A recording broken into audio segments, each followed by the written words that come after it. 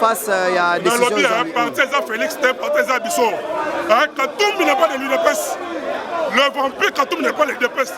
Au CPLA, pour voter Chadar qui est Fayoulou. Non, l'objet, nous avons voté Chadar qui a voté Fayoulou.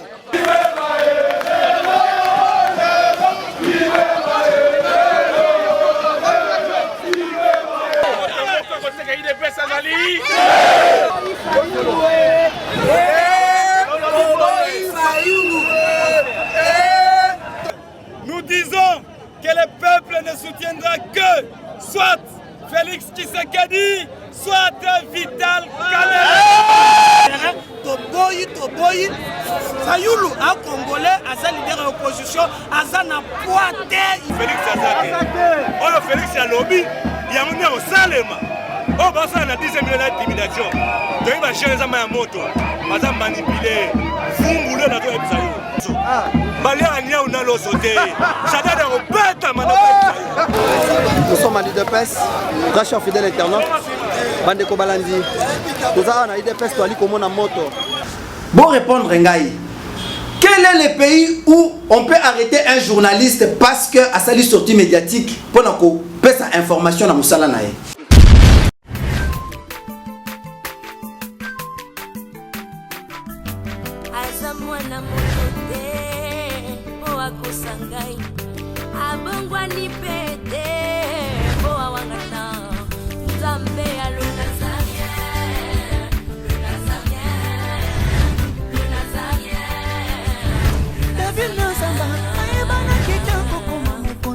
Dans la démission est belé, dans l'andara pour ça, donc félicitations.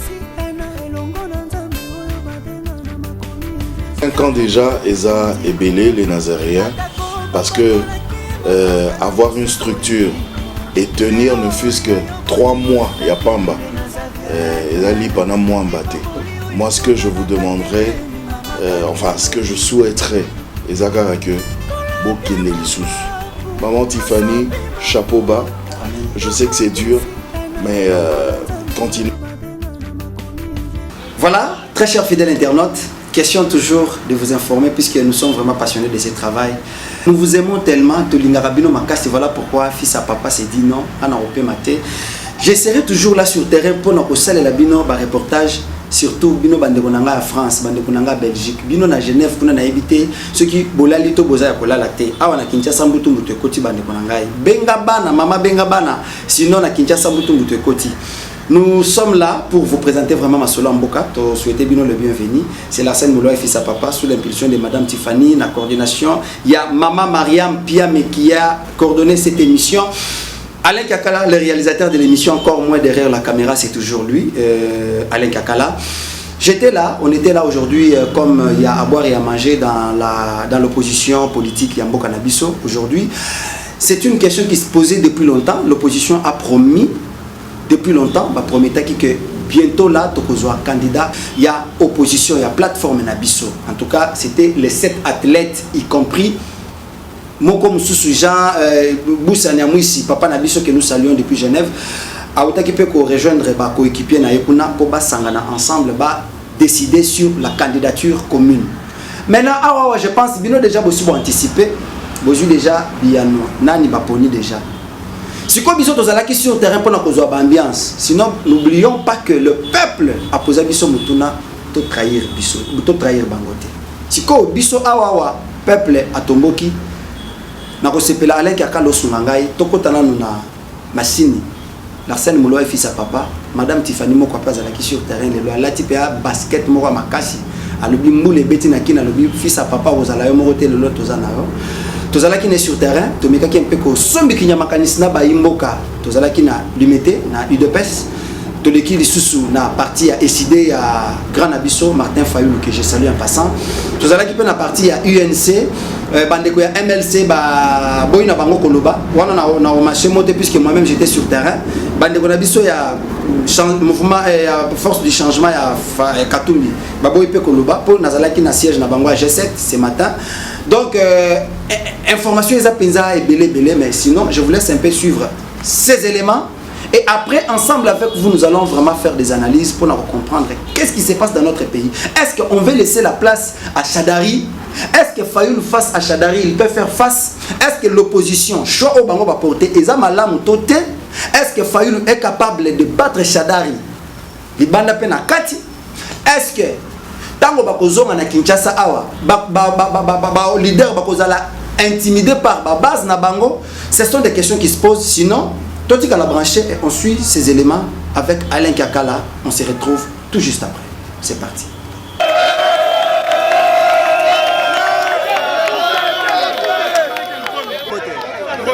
Impression par rapport d'abord impression en tant que candidat député national en gestation, impression par rapport à Mali pour le Kanamboka Nabiso, enfin candidat commun de l'opposition connue. Sentiment de Rosani. Candidat commun à ça connu, tu peux s'oppositionner ensemble. Merci. Nous sommes en triomphalisme. Et Salim Congo ne sont gagnés. À comprendre que Nangonga Oyo, il fallait moutouma pas ça. Pour promettre qu'il va tout en 25 candidat comme Abimi, tu peux s'immerser dans la bataille sur la Katoubi, la bataille sur la Félix Tchileke, la bataille sur la Vital Kamere, la bataille sur la Moussito, bref. Batunyon sur Basalika, Venabiso Fayoulou Azala élu, la cadre Azala désigné, la cadre Yaboumba, Topesi Batunyon sur Messi, Koto Sangrana, Koto Sangrana.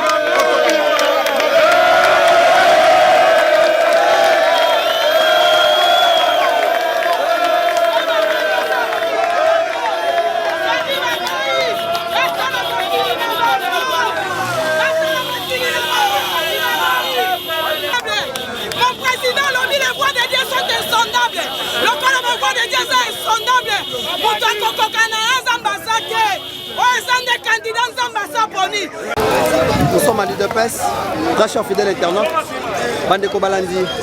Nous avons à l'IDPS pour aller comme on a moto. Nango to komeka un peu pour sombi kinamakanisi ensemble na bana mboka. To sombi kinamakanisi na bana mboka pour savoir réellement ce qui se passe. Qu'est-ce qu'il y a au juste? Est-ce que le peuple est tombé qui tote? Botika les Nazaréens à Salam Salanaye. Et je pense dans quelques minutes, très cher fidèle internaute. Moi, Namboka d'abord Mbote. Moto Bopelisi, qu'est-ce qui ne va pas? Toboyi Ndeko Topession Mbote. Sangoboni. Enfin candidature commune désignée, candidat commun pardon désigné Basali choix, beau porter choix na Martin Fayoulou, impression de Bézé. Bon, Ndeko na ligne sur réponse. Choix na ezachana na biso te. Ezachana bango bato bazaki na Genève. Biso IDPS. Tolobaki awa. Là to konaki président na biso Félix Tshisekedi. On aura président ya IDPS. Yende tochakaye na tête ya makamikaza la candidat na biso na élection de 23 décembre. Soit qui bango lobi ke baponi Fayoulou. Biso to Fayoulou te. IDPS eza na kanda. IDPS eza ya mutute. IDPS eza ya Félix te. Yango c'est Félix Moye. Ayeba que IDPS eza ya yete. IDPS eza ya peuple. Soit qui a ligné biso ozala bien à retirer signature na ye. Biso to soutenir ye le la candidat na biso. Yango na ndeko na lobi boye. Batu bayeba. Fayoulou azaka na biso te. To soutenir ye eza mkono moko te. Wana eza candidat na bango moko. Ne bataka kuna. Biso IDPS to lobi to na élection na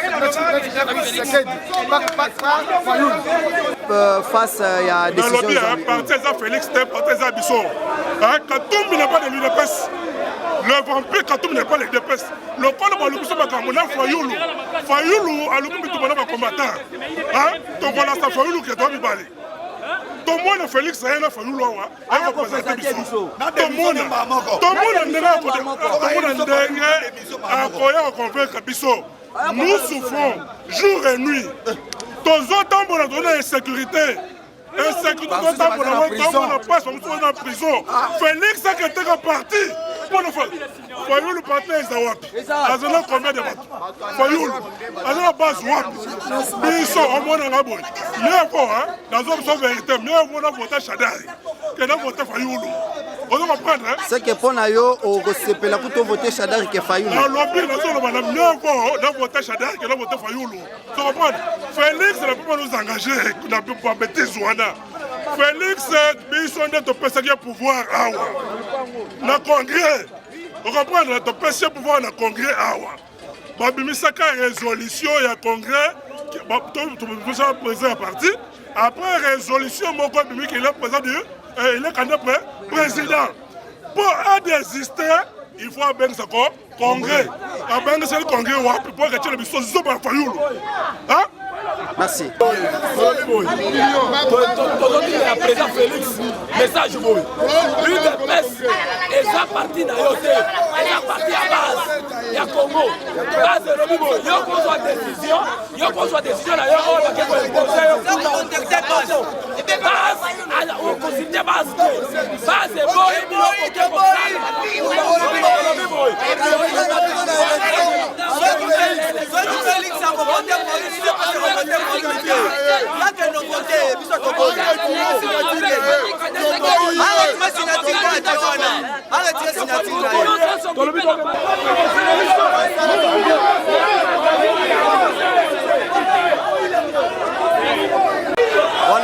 c'est un des secrétaires généraux à parti.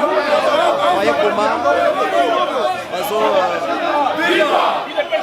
Viva! Viva! Viva! Viva! Viva!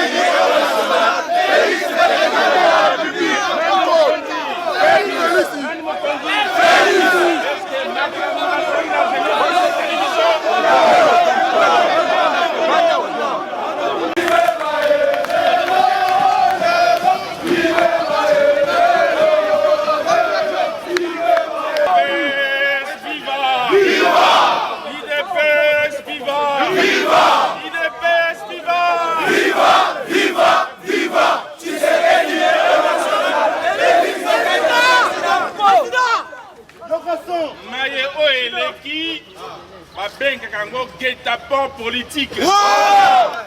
Guet-apens. Mutambu. Guet-apens et Nicolas Mutambu. Oyo kanga malamu. Oyo eleki ezali guet-apens politique. Bobungi samaye la binote.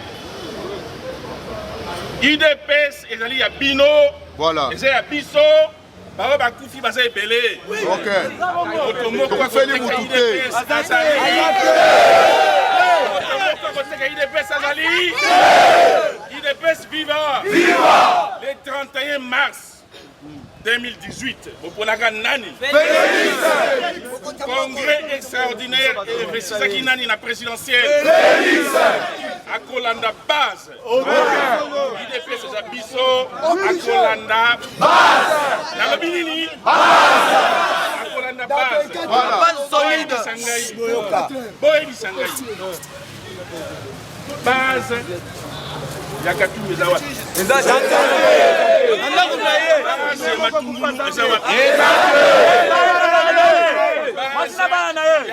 Parti politique communal, nabinga communal, ya Gombe, eside, eza wapi? Bosa ko banga nini? Bosa ko banga nini? On a toé mosala, toko binisa déclaration politique. Naza ko anticiper parce que nalipe cadre IDPS nalipe muto IDPS ko la bino muto ko déclarer biso maele azali te na minito naza combattant wala ninga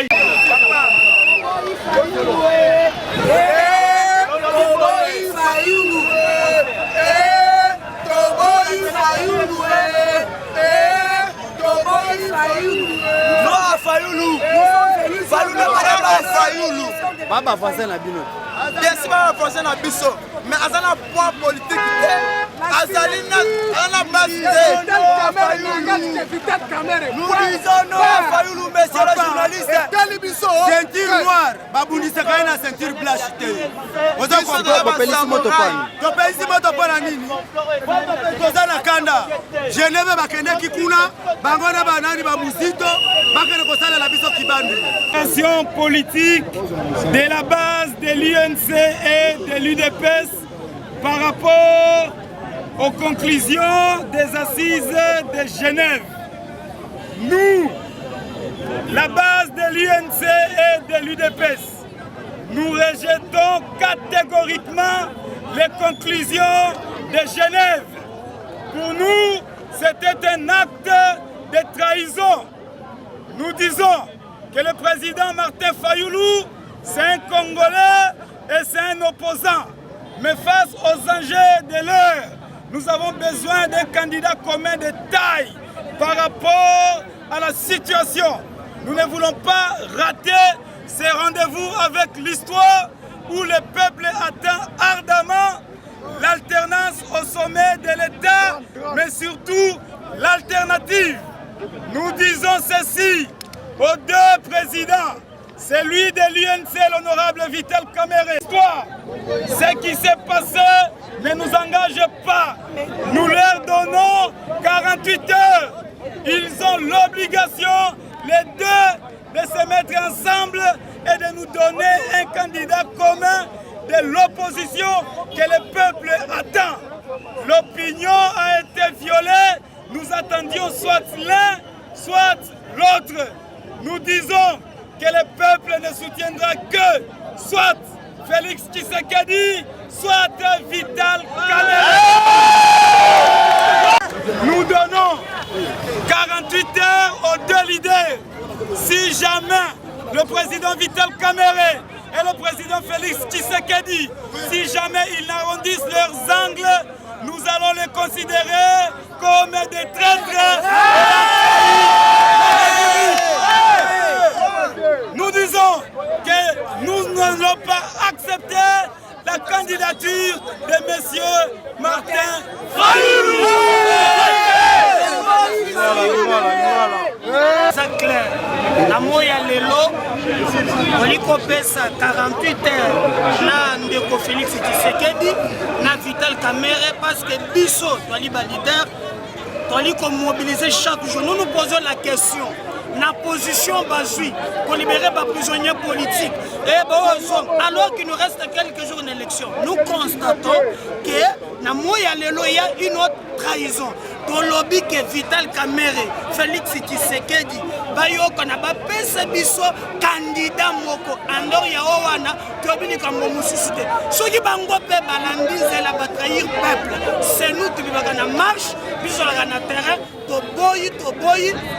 Fayoulou, un Congolais, un leader de l'opposition, un poids ya cause la candidat ya opposition Toboyi, dans 48 heures solution faut et mon ami. Bon amboka Billy Kambale to tondio na kopesa biso maloba. Analyse na yo face à candidature commune ya opposition et ali kozala nini. Bon ngana lobby doza contre ndeko na biso Martin Fayoulou. Aza mwana mboka, aza opposant, aza na ba offre d'armes na ye. Ce que nous refusons, c'est que l'on puisse se passer de la réalité sociologique de notre pays. Nous savons très bien qui pèse quoi dans ce pays. Et Makambo est toujours qu'il faut affronter. Ils allaient bitumba munene. Et tumba wana, ils ont senga to tjali boso na biso, soda ya mpiko oyo aza na ba combattant ya solo. Parce que tu as déjà que le pouvoir a été koyiba élection. Si vous avez koyiba élection, comment peut qu'il s'aille? Faut pas avoir des soldats. Si vous avez engagé général sans troupes, même si vous avez bitumba. Voilà pourquoi tu as l'obité. Dans un moutou, il faut cristalliser Batunio ce tour là. Puis azana nous na atia mutema nena nous na soldats en pico na. Voilà pourquoi tu boy Fayoulou. Yango tolobi dans 48 heures, nous sommes à la présence Vital Kamerhe et la présence Félix Tshisekedi.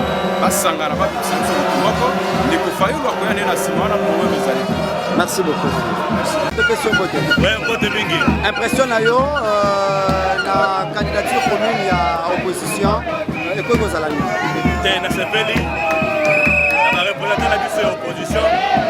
Basali musalo basengala ko sala. Parce que ma candidat sont retenus wana on a appris les critères nyonso zaki Martin Fayoulou mais si on a mis sur le ballon au monde até on a mis sur le afin de passer l'analyse comment les aïeux attirer la place qu'il faut. Les voix s'élèvent. Est-ce que na ndeko ali kota le temps que na mayele est-ce que bomoko za na opposition na minute to zali bomoko ezali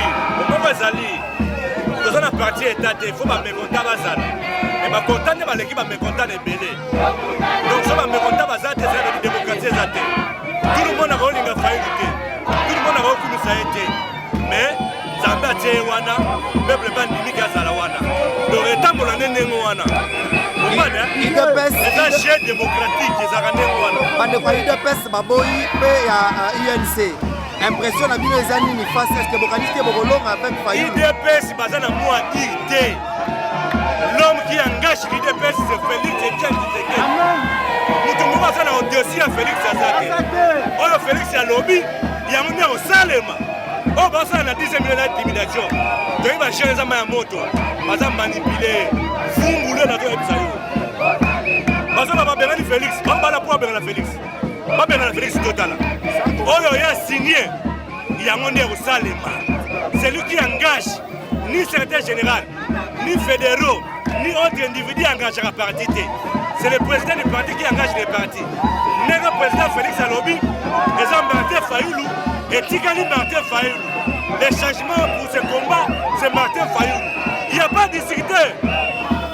Martin Fayulu a beau une machine à voter, pendant que le peuple, Bango Balobi, avec sa machine à voter, na Félix Tokende élection. Pensez-vous avec sa machinité? Peuple a une machinité, il y a un Martin Alobi, il y a un peuple d'étendard, il y a un peuple. Alobi, au peuple Alobi.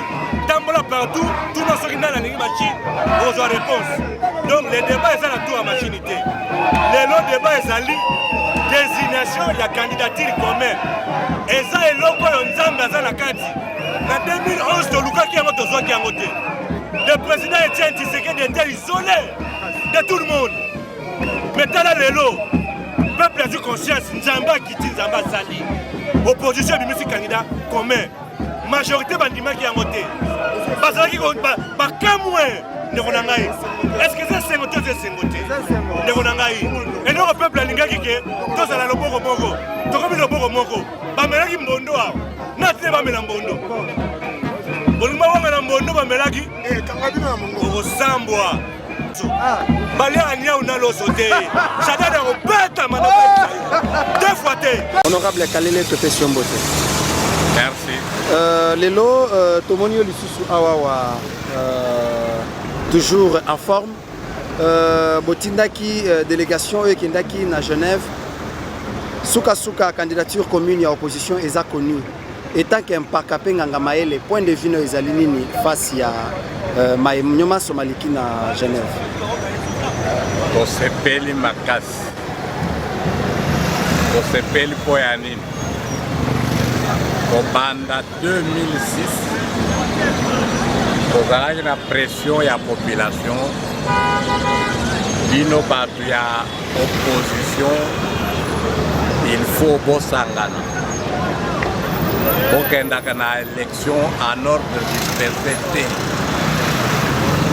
Il faut boponaka mutu moko ya kosala kwa par rapport à candidat et à pouvoir. Toyokaki Makamboana, Tomekaki na 2006 et Simbaki te. Tomeki Lisusu na 2011 et Simbi te. Les loyo et Yeko Simba na 2018. Oyo tosali ezali makanisi ya biso moko te, ezali souhait de la population. Ba oyo bakendaki toyebaki pourquoi bakendaki na Afrique du Sud, pourquoi bakei na Genève. Préoccupation importante ezali bokende boyokana avant le 15 opesa biso kombo ya moko na bino oyo akorepresente opposition na maponami ya 2018. Basali yango bango nyonso bazalaki kuna bayokani choix eyokobimisa Martin Fayulu. C'est le choix de tous les leaders qui étaient là-bas. Nous monaki bango na bilili basignaki avant bakel toyokanaki bokei kuna oyo bokompona akosala gouvernement ya ye moko te ya parti na ye te ekozala gouvernement ya opposition soki ye abimi président akopesa premier ministre ya parti na ye te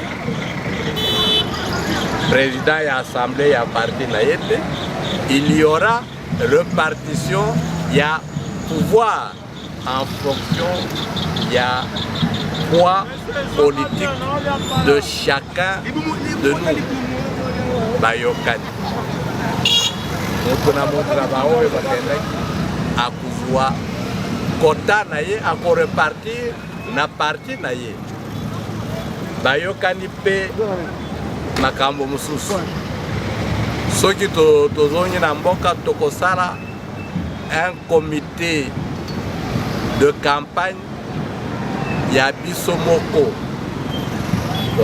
bato ya MLC bato ya Dynamique bato ya UDPS bato ya Kamere tokosala un seul comité de campagne électorale oyo tozokomona ya bacombattant c'est-à-dire que bazwaki instruction ferme na bato na bango te. Tout le monde a signé, tout le monde a accepté. Oyo tozokoya les démocratie. La démocratie c'est la loi de la majorité. Baponingaïté donc naboyi démocratie. Est-ce que c'est juste? Merci beaucoup. Merci.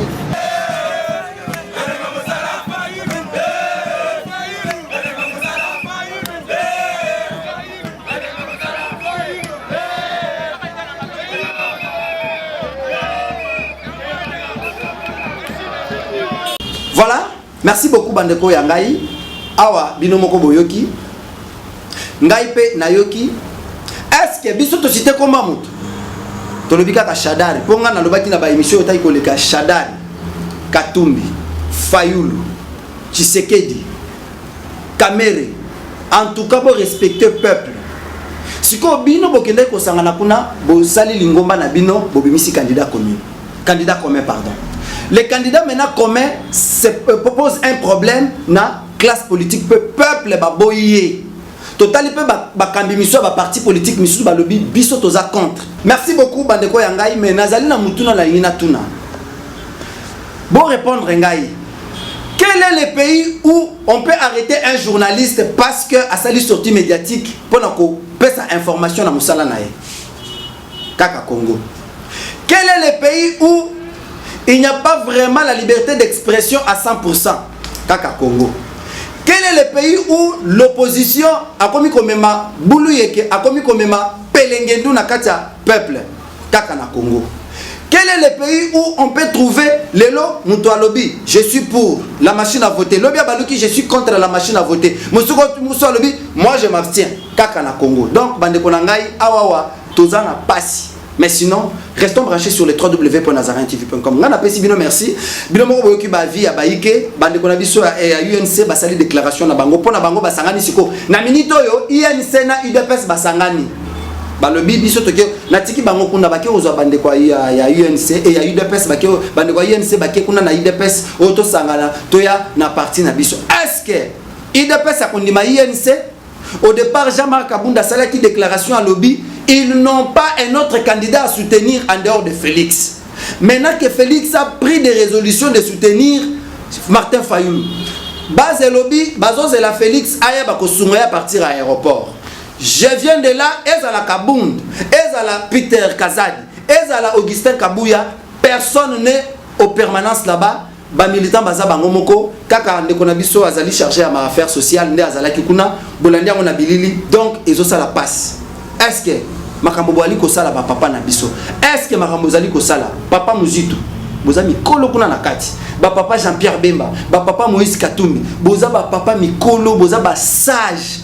Est-ce que chobo porter beaucoup assumer yango to boy makambo to kene na consensus ba o bazonga bo promettre biso élection to kene na élection? Donc les choix et n'a pas avis éthiquement vraiment partagé. Moi j'ai fait mon travail en tant que journaliste. Que Dieu vous bénisse et que Dieu bénisse mon pays, République République démocratique du Congo. Ciao, ciao. Ingeta. Naolia bakiti na ba mesa. Ah. Atanya ukondoko. Namona yo. Nachayo na mwamba. La minute on a 4 pena katikata saga fufu. Oui. Allô, est-ce que tu bonjour. Boni. Et l'autre côté, et puis qu'il y a mon bureau à travailler tes micros. Donc dès que tu as un galère na niveau 0. Tout ça là boy. Moi il naza mbongo vraiment mingité. Mais nazo tchela bino moi mukio naza nango na agence moko boy Nazareta. Sarita qui dit sérieux. Oh. Maman, comment est bon donc yo pèse au fouti mbongo pour na partir à poto biso to ya to jibilo. Na bengi ya Scotty. Agence moi ifongami comme nango Nazareta. Na kufie. Agence lisusu. Ndeke sansu mulongo kuna. Pour cela susu. Kuna eza mamba mulongo te. Yesi afuti mbongo kuna partir à poto biso tozoke ko récupérer biloko oli. Atika boyeko. Yiso mona makamba bongo na monte. Bat papesi mbongo kuna biloko ko récupérer biloko oli na agence. Ezalaka. Mais yango ibandi. Maman. Leki nanga yebisi ngai mena ndimite. Na lingi na mona ki mona beso. Poli kamba boye. Na monde na ne salamate. Mama yebisa ngai. Bapesi mbongo kuna biso to récupérer biloko kolia awa. Ya solo boutique Nazareta ezali boutique ou ezali à distribution ya produits alimentaires. Ah! Nasali poto sunga bandeko oyo même ba oyo bazana na peu de ressources. Comme la poété bandeko on bazana niveau Kinshasa même avec un petit rien. Donc à partir à $10, $15. Donc si vous avez un bon côté, nous devons nous apporter au sungayo à ozuga biloko kolia.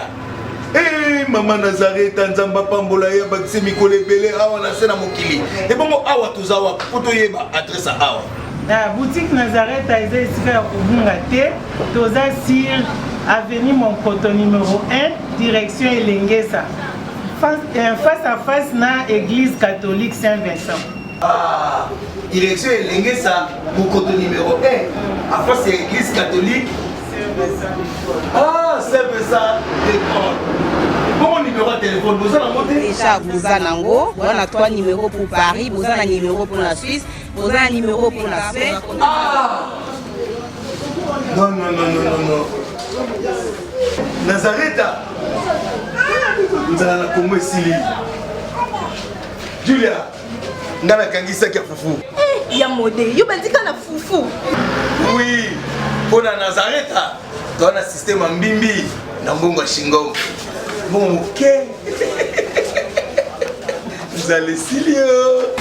Sarita qui dit sérieux.